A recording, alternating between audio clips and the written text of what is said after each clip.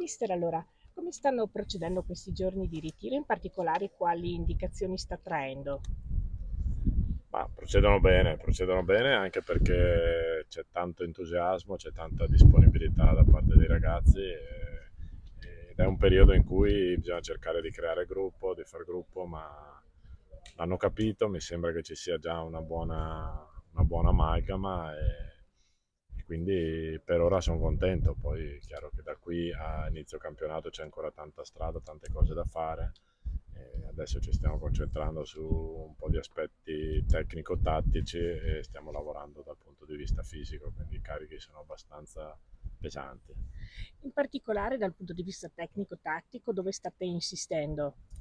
Ma per ora stiamo lavorando un po' sulla fase difensiva, quindi stiamo curando più quella e poi avremo tempo per fare altre cose, per i piazzati, per la fase offensiva. In questo periodo qua preferisco sempre partire dai concetti, dai principi della fase difensiva, anche perché appunto magari è un qualcosa di diverso rispetto a quello che hanno già fatto e quindi preferisco sfruttare i doppi allenamenti per questo aspetto, per curare di più questo aspetto. Che cosa pensa di questa località, Arta Terme, di questo luogo di ritiro? È una località in cui ci troviamo molto bene, l'albergo è molto ospitale, si mangia bene, non manca nulla, quindi è una località, è la prima volta che venivo e ci troviamo bene anche dal punto di vista meteorologico. Siamo stati fortunati perché non fa troppo caldo, anzi fa quasi un po' di freschino, ma per correre va bene. Bene, anche le strutture sportive, che dice? Sì, sì, tutto bene, siamo riusciti a organizzarci, abbiamo portato un po' di materiale da Treviso. Quindi diciamo che dal punto di vista organizzativo anche lì siamo messi abbastanza bene e comunque c'è anche tanta disponibilità da parte della località, dei custodi del campo, quindi si lavora bene. Mister, la società le ha affidato una Ferrari. Ma intanto dobbiamo ultimare la squadra, poi sai, di Ferrari ce n'è tante, dopo bisogna metterci dentro le cose giuste. E per me le cose giuste sono sempre la fame, è la prima cosa, perché secondo me se non hai fame fai fatica anche se spendi un sacco di soldi. Quindi la prima cosa è quella, quindi ci vorrà tanto equilibrio, ci vorrà tanta disponibilità da parte dei ragazzi, ci vorrà tanto spirito di gruppo, sono le solite cose che si dicono, ma per me sono la base del mio Anche calcio. perché ci sono tanti giocatori nuovi e quindi è da formare un gruppo vero e Esatto, proprio. esatto. Cioè, i nuovi sono tanti.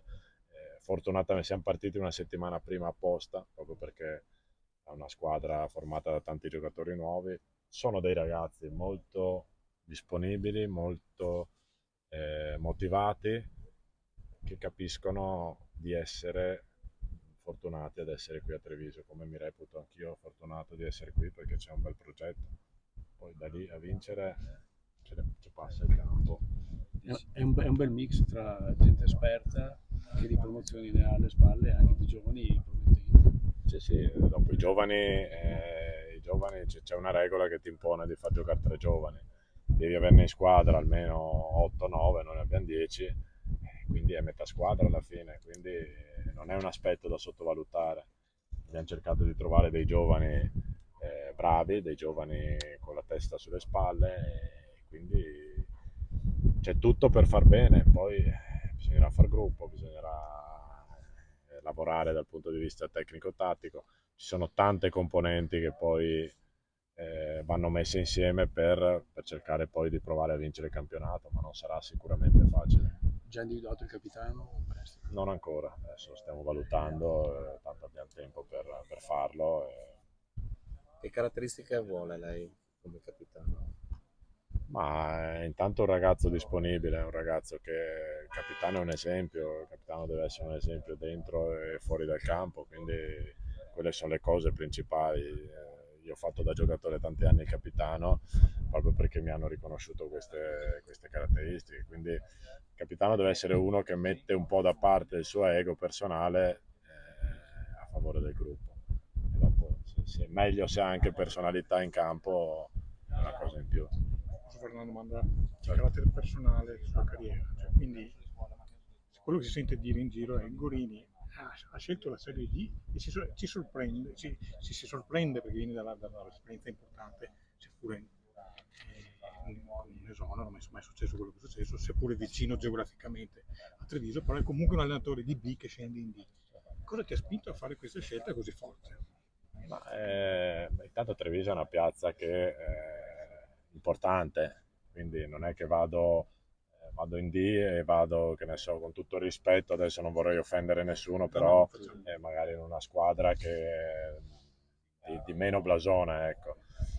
Quindi, e soprattutto mi ha colpito molto l'entusiasmo e il progetto del presidente, del direttore, ne abbiamo parlato insieme e questo mi ha spinto poi a fare questa scelta. Ecco, Prima mister dicevi che mancano alcuni innesti alla Ferrari. Cosa manca dunque ancora a questa squadra? Adesso ancora davanti stiamo cercando ancora qualcosa, poi per il resto penso che siamo abbastanza a posto. quindi una prima punta. La prima punta è caratteristiche o prima o seconda punta magari un po' più, diciamo, fisica. Le caratteristiche sono queste, però ci stiamo un attimo ragionando e Modulo il tempo preferito? 4-3-1-2? Il modulo di partenza sarà quello, poi le varianti dipende dalle caratteristiche dei giocatori, devo essere bravo a capire. Il modulo è relativo, contano più i principi, conta più tante altre cose. Quindi l'identità tattica è in fase di costruzione in questa fase. Sì, sicuramente. Parlando degli avversari, sono quelle tre che si dicono sulla carta, sarà una lotta alla 4. Secondo me sì, oddio, dopo dipende anche dai gironi, non lo so, c'è sempre la sorpresa dei gironi che magari ti mettono dentro qualche altra squadra. Io credo che abbia lavorato molto bene Ciallins e il Mestre perché ha mantenuto un'ossatura già importante dell'anno scorso, hanno inserito 4-5 giocatori di qualità e quindi io credo che loro siano tra le favorite, cioè sicuramente degli avversari tosti, dopo bisognerà vedere appunto i gironi, chi ti capiterà, chi o meno. Insomma. Questa è una squadra formata da tanti capitani, Marino, Scotto, ne dimentico sicuramente qualcuno, e tanti giovani alla primissima esperienza in una prima squadra. Qual è il tuo metodo? Com'è che prendi ogni singolo giocatore, incastri i pezzi?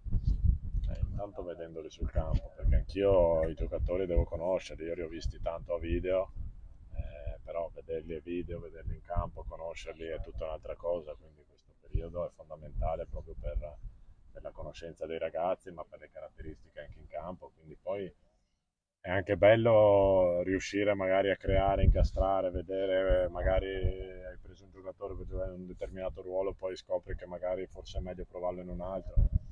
È il lavoro dell'allenatore, è anche il bello di questo lavoro. Poi I tuoi collaboratori come vi siete anche divisi i compiti? Tipo il match analyst, chi lo fa tra di voi quattro? ma adesso ci stiamo organizzando anche da quel punto di Abbiamo visto vista. il preparatore dei portieri con il drone. Col drone, sì. Sì, ma lui è uno già abituato a farlo, quindi Tecnologico. per ora lui è il più tecnologico e per ora la sta gestendo lui, però poi sono cose che, insomma, che basta parlarsi. Ho la fortuna di avere conosciuto dei ragazzi di spessore umano, soprattutto la cosa che mi interessa di più. Io non li conoscevo, a parte Matteo che comunque lo conosco da una vita perché giocava con me, però sia Nicola che il prof sono due persone con la P maiuscola e quella per me è fondamentale. Poi lavorare, quando trovi persone di spessore, poi lavorare in sintonia diventa molto più facile. E il lavoro col drone quanto è importante? Molto, soprattutto in questa fase di ritiro in cui lavori dal punto di vista tattico, fai rivedere ai ragazzi, sicuramente sono strumenti tecnologici che aiutano molto, soprattutto in questa fase. Fate sessioni video anche in ritiro con i ragazzi per mostrare? Sì, la stiamo organizzando, poi sai in albergo magari Sì, ma l'idea è quella. Sì, tutto aiuta, adesso lo stiamo facendo singolarmente.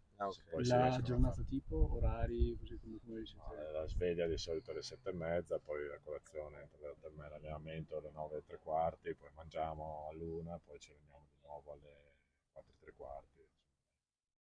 Chiedo, abbiamo i tempi un po' più ristretti per andare a mangiare, di liberarsi per l'ultima domanda, insomma dopo abbiamo gli altri ragazzi. Sì, noi siamo Grazie. A posto, A grazie. posto? Grazie.